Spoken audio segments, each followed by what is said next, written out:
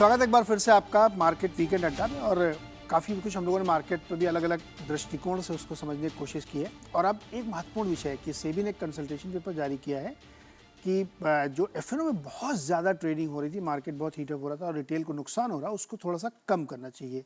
तो बहुत सारे सुझाव प्रपोज हैं कि कॉन्ट्रैक्ट साइज़ बड़ा कर दिया जाए, लॉट साइज़, स्ट्राइक प्राइस में चेंज हो, बहुत ज़्यादा एक्सपायरी हो रही हैं उनको कम किया जाए, कैलेंडर स्प्रेड मार्जिन में थोड़ा सा चेंज किया जाए। ऐसे ऐसे बहुत सारे सुझाव हैं। तो एक एक कमेंट इस पे लेते हैं। सरवीन जी, पहले आपके पास आते हैं, क्योंकि ये वाला मामला थोड़ा आप लोगों से ज़्यादा करीबी है। क्या लगता है आपको कि बहुत ज़्यादा रिटेल हमारे भाई लोग उसमें नुकसान कर रहे थे, इसलिए ज़रूरी है कि इसमें थोड़ा सा लगाम लगाई जाए? सर, मेरी राय इसमें थोड़ी अलग है। मेरा टॉपिक इनके पेपर में कवर्ड ही नहीं है। हम्म। मैं जब रिसर्च हेड था तब भी मैंने 2-3 बार एमसीएफ के जब लोग आए थे, उनको भी बोला था और जहाँ तक हो सके मैंने इसकी तब आवाज़ें उठाई थी। बट कहीं वो ठंडे बस्ते में चली जाती, लोग समझते नहीं है। रिटेल को अगर आपको बचाना है, तो कब से देख रहा हूँ, सालों से ये जो गणित चल रही है उल्टी। जब बाजार नीचे होता है, एफएनओ में सबसे कम स्टॉक होते हैं, सबसे कम। और जब बाजार पूरा ओवरबॉट होता है, आप एफएनओ में एडिशन करे जा रहे हैं, करे जा रहे हैं। रिटेल को तो आप ही बुला रहे हैं ना। टॉप पे एफएनओ में स्टॉक्स कम करिए, बॉटम में बढ़ाइए। और मैं तो कह रहा हूँ कि ऐसा एक डिसेंट लॉट साइज रहने दीजिए कि जब बाजार नीचे हो तो 20-30-40 हजार शेयर ना लेना पड़े। 5-5, 10,000 या 2-2 हजार के लॉट्स भी रहें छोटे स्टॉक्स के। तो जब बाजार ओवरसोल्ड होगा, उस समय एफएनओ को यूज करें वेल्थ क्रिएट करने के लिए, ना कि टॉप पे लाएं सारे स्टॉक्स ताकि वेल्थ डिस्ट्रॉय हो। तो मेरी तो राय हमेशा से अलग रही है, fewer number of stocks at the top. जैसे जैसे बाजार ऊपर जाता जाए, एफएनओ के नंबर स्टॉक्स के कम होने चाहिए, ना कि बढ़ने चाहिए। एंड वाइसा वर्सा, जैसे जैसे नीचे जाए तब आप लेते रहिए, जो कि सारे mutual fund, balance mutual funds करते हैं। जैसे जैसे बाजार ऊपर, इक्विटी कम करो, डेट बढ़ाओ। जैसे जैसे बाजार नीचे, डेट कम करो, इक्विटी बढ़ाओ। समथिंग लाइक दैट, उसी की मिरर इमेज अगर स्टॉक्स में कर देंगे। सीधे सीधे आप स्टॉक्स कम कर दीजिए, जितने हाई बीटा रिस्की स्टॉक्स हैं उनको एफएनओ से निकालिए, टॉप पे निकालिए। कोई एक्सपोजर लेने ही मत दीजिए, लॉस कहां से होगा, होगा ही नहीं। अच्छा, तो ये अगर ये तो आप एसआईपी मानते हैं कि लोग नुकसान मेहरबानी। कर रहे हैं, ये तो बात सही है कि लोग नुकसान कर रहे हैं। सर, मैं तो दसियों साल से बोल रहा हूँ एफएनओ में पैसे नहीं बनेंगे और लोगों के अब सेबी ने तो आप बोलना शुरू किया है। मैं तो ये बोल बोल के पहले बहुत बुरा बन चुका हूँ।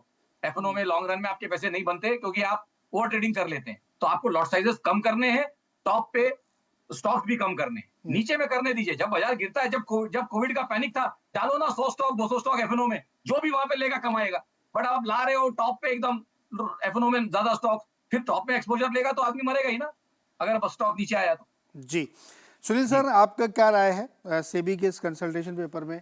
एक तो बार बार उनके जो सर्वेज भी हम लोगों ने देखे, इक्विटी के भी सर्वे देखे हैं, एफएनओ के भी देखे, और बहुत हाहाकारी सर्वे होते हैं कि कितने लोग नुकसान करते हैं। अब तो एक शायद 50-60 हज़ार करोड़ का एक फिगर भी चल रहा है, कितना लोगों ने हाँ। लॉस किया है।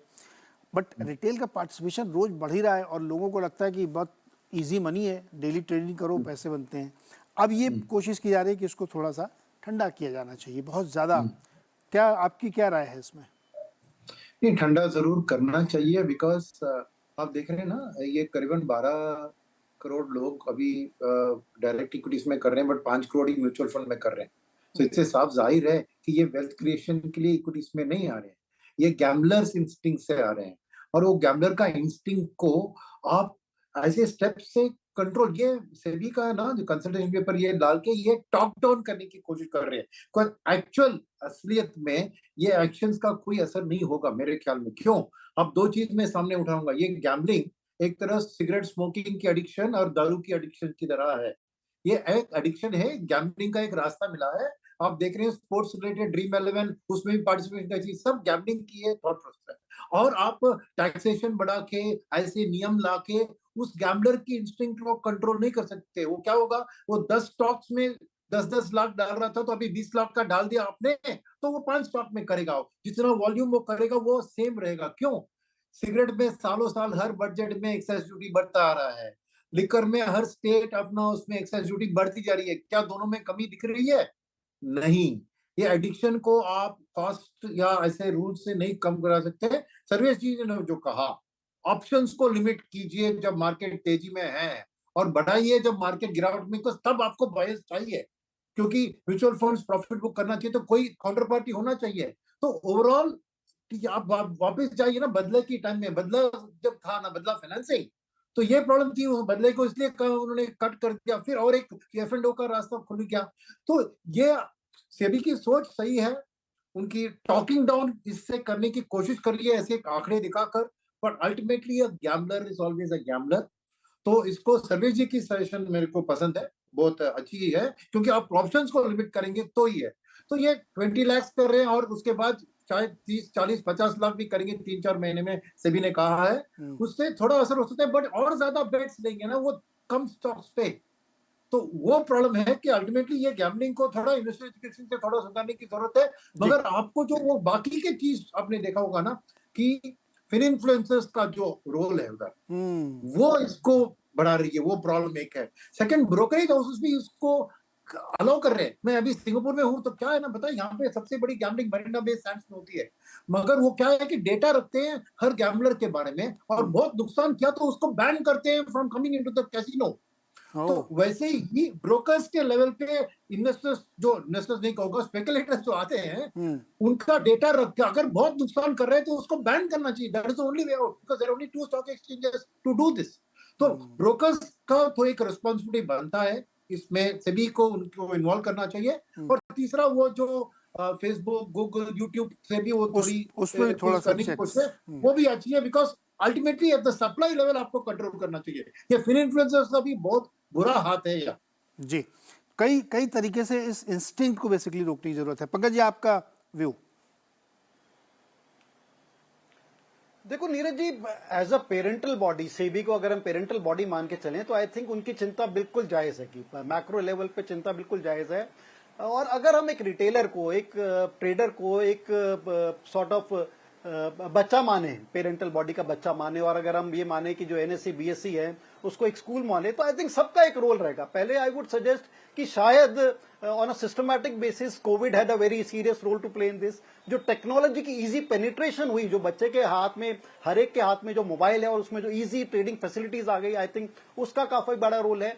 एक जो हमारे एक जो मिडिल क्लास में, यूथ में आई थिंक जो एक राइज ऑफ इनकम हुई, आई थिंक उसका एक काफी बड़ा हाथ है। तो आई थिंक एक सिस्टमैटिक इशू हैगा, और इसमें आई वुड से कि एक एनएससी सेबी का भी हाथ रहा है बच्चे को बिगाड़ने में, क्योंकि उन्होंने ऐसे ऐसे प्रोडक्ट्स लाए पिछले 3-4 साल में, daily expiry, hourly expiry, those kind of thing. I think वो सारे प्रोडक्ट सेबी के हाथ से ही पास हुए थे। और अब जबकि वो जिनी थोड़ा सा बड़ा हो गया है, या ऐसा लग रहा है कि सिस्टम को एक्सप्लोड कर रहा है, खराब कर रहा है, जो कि आई थिंक बिल्कुल मैक्रो लेवल पे जिस तरह के अभी डाटा आ रहे हैं कि 50,000 करोड़ रुपए एफएनओ में हर साल लूज कर रहा है हमारा retailer, I think it's a matter of concern. But इसको इमीडिएटली कर्व करना इतना आसान नहीं है जिनी को। We have to take care. क्या लिक्विडिटी तो एकदम कर्व नहीं हो जाएगी?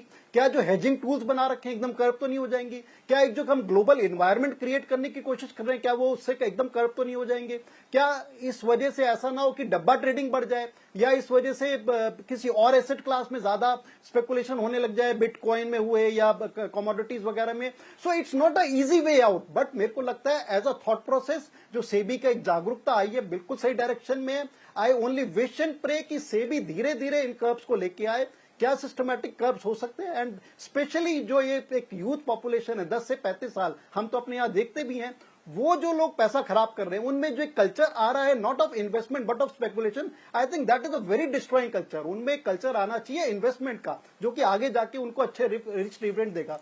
So I think it's a kind of a systematic issue. It's a bane to the society, और मेरे को लगता है SEBI is moving in the right direction. I just hope and pray कि वो ऐसा ना कि सीरियस ब्रेक लग जाए कि जिससे मार्केट को कोई बहुत ज्यादा झटका मिले। But I think direction right है, और better late than never. I think SEBI का थॉट प्रोसेस सही है। थॉट प्रोसेस सही है, और ये समस्या वाकई बहुत बड़ी बनी है, क्योंकि डेटा जो सेबी रिलीज किया है, कितना नुकसान हो रहा है इक्विटी में डेली ट्रेडिंग में, एफएनओ में डेली ट्रेडिंग में, तो ये एक चिंता का कारण होना चाहिए। तो जैसे सुनील जी कहते हैं कि इंस्टिंक्ट को पहले रोकना ज़रूरी है, वरना अगर हमारी इंस्टिंक्ट गैम्बलिंग की बन गई है तो फिर कुछ ना कुछ रास्ता आदमी ढूंढ ही लेगा। लेकिन कर्व करना भी ज़रूरी है। तो जो लोग हैं इसमें अपने सुझाव भी दे सकते हैं, ओपन फोरम पे कंसल्टेशन रखा गया है। तो ये भी ध्यान रखना है कि कहीं ऐसा ना हो कि इससे मार्केट में एक गलत मैसेजिंग है कि सब मार्केट में सब कुछ रोकने की कोशिश हो रही है। लेकिन नुकसान से बचाना रिटेल को बहुत ज़रूरी है, क्योंकि मार्केट बहुत हीटअप हो। जिस तरह भी हम लोग चर्चा कर रहे थे कि मार्केट चले जा रहा, कहीं भी गिरने के कोई संकेत नहीं दिखते, तो वो जोश फिर और बढ़ता है कि रोज़ इस तरह की चीज़ें होंगी। तो उम्मीद करते हैं कि इस पूरी चर्चा से, मार्केट के चक्रव्यूह से आपको बहुत कुछ फ़ायदा हुआ होगा और समझने में आसानी हुई होगी कि नेक्स्ट वीक उसके आगे जाते हुए आपको अपनी राय कैसे बनाई। इस वीकली शो का सिर्फ एक मकसद है कि आपके लिए सबने सरवीन जी को ना, ये स्पीड गवर्नर है, बीच में आके थोड़ा सा आपको अलर्ट कर जाते हैं कि भाई थोड़ा होश में। सिर्फ इसका मकसद ये है कि पूरे हफ्ते में जो कुछ बड़ी बड़ी घटनाएं हुई उसके बारे में आपको अलर्ट करना है। बाकी आप स्वयं मालिक हैं, आप समझदार ज़्यादा हैं। तो उम्मीद करते हैं कि ये अच्छा वीकेंड आपका गुजरे और अगला हफ्ता और भी बढ़िया गुजरे। बहुत बहुत शुक्रिया सारे मेहमानों का हमारे साथ जुड़ने के लिए।